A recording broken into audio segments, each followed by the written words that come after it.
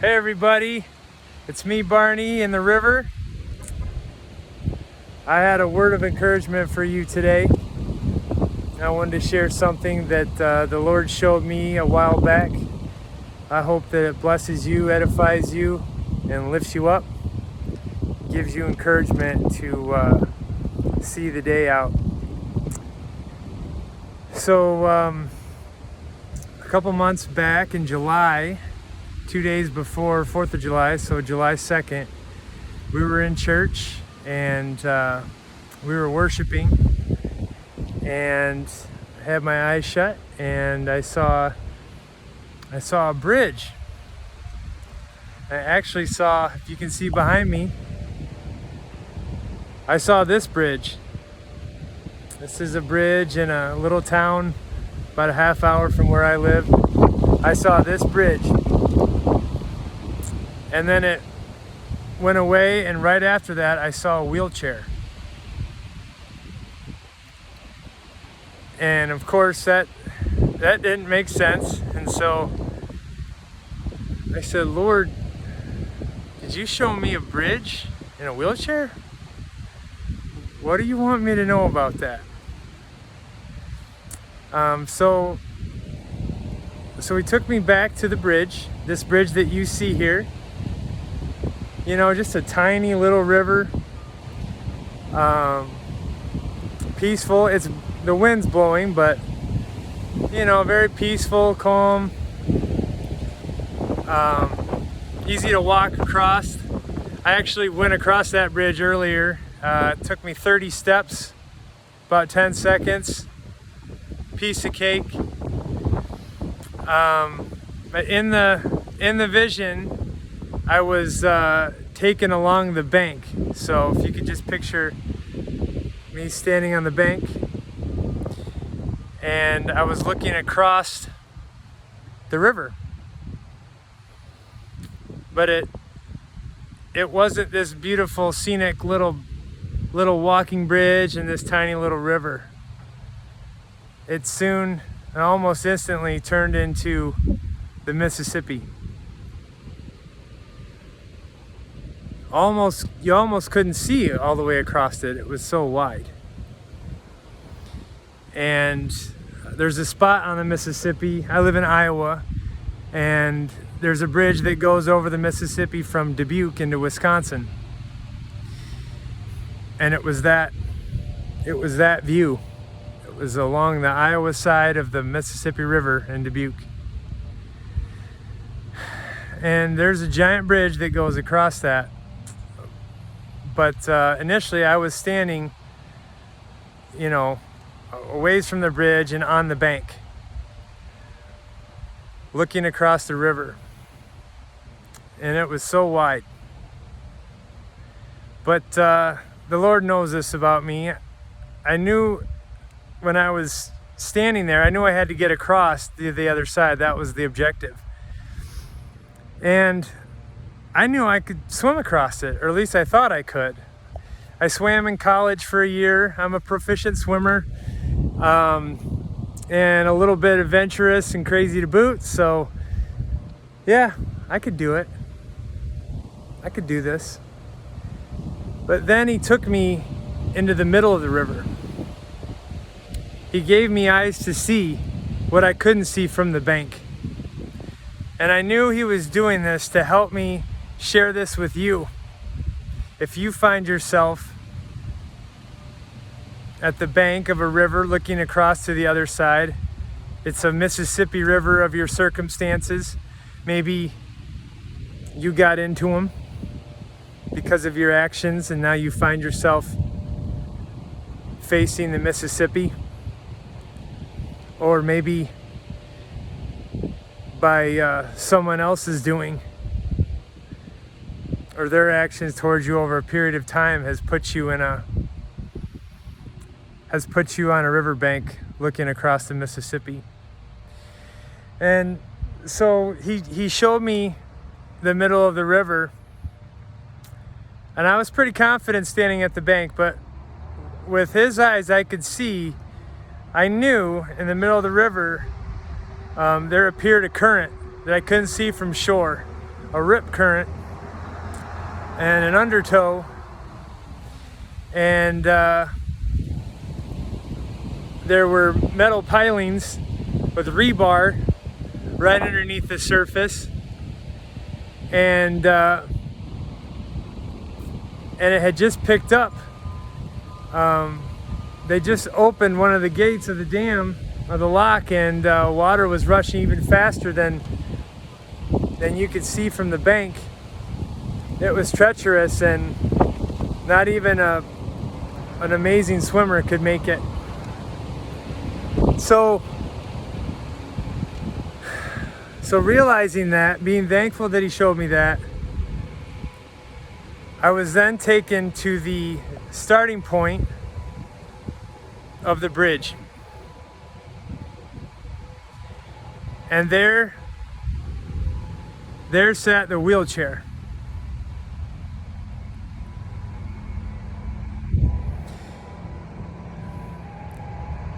And I said, Lord, how do I get over this bridge? And he said, get in the wheelchair. Surrender. You know, I was a medical rep for about 15 years, and I sold different therapies for people that were implanted in outpatient surgery. And if you have ever had outpatient surgery, you know that, and I was part of patients' care, and I saw this a lot, where they wanted to walk out of the hospital, but it's hospital protocol. You have to get in the wheelchair, and then the nurse or one of the staff will wheel you out, and hopefully you have a ride to pick you up, but you have to be wheeled out of the hospital or the facility in a wheelchair. And it was usually, you know, farmers, the toughest, you know, physical laborers you could think of. Well, no, I'm just gonna walk out. But they couldn't leave the hospital until they submitted, until they surrendered, set their pride aside, and got in that wheelchair.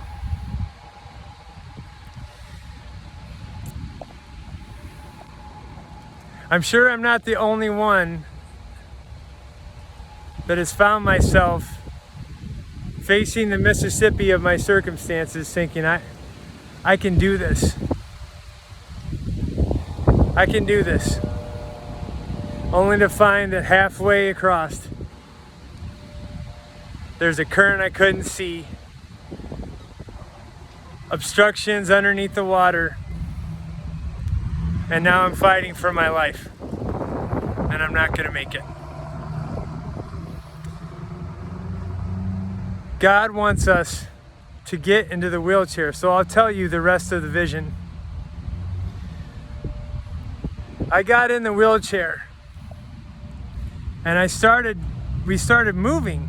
I didn't know who was behind me, and so I turned around, and it was Jesus. He was pushing me. He was in scrubs, but he was pushing me across the bridge. But keep in mind that I knew when he was doing that he was also the bridge. So as I continued to submit, he just kept pushing me over the bridge. When we got to the other side, we hadn't arrived, because when we got to the other side, all of a sudden there was a giant hill, like a cliff, a road that going straight up, maybe more than a mile straight up.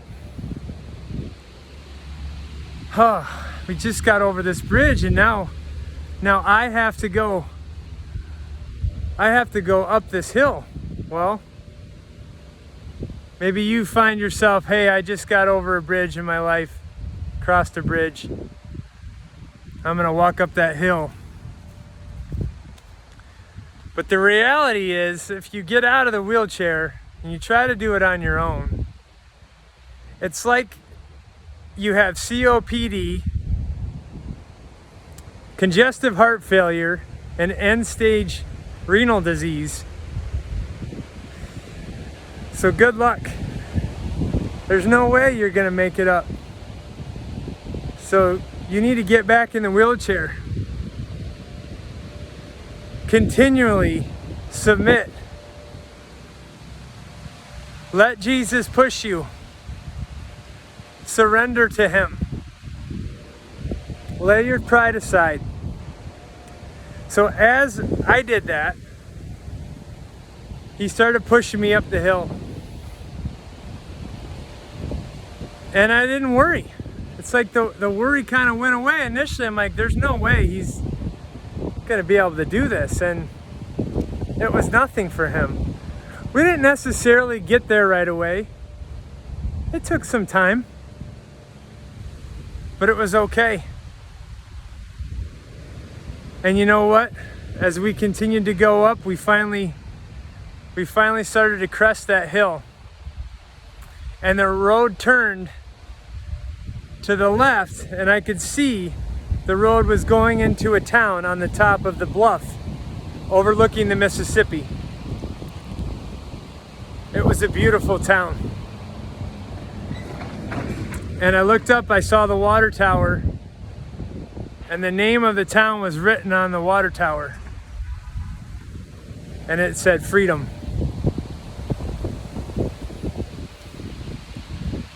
So friends, I just want to encourage you. I hope that you aren't facing this river in life. But I got a hunch that you might be. So I want to give you some encouragement from the word of the Lord. Some verses that came to mind.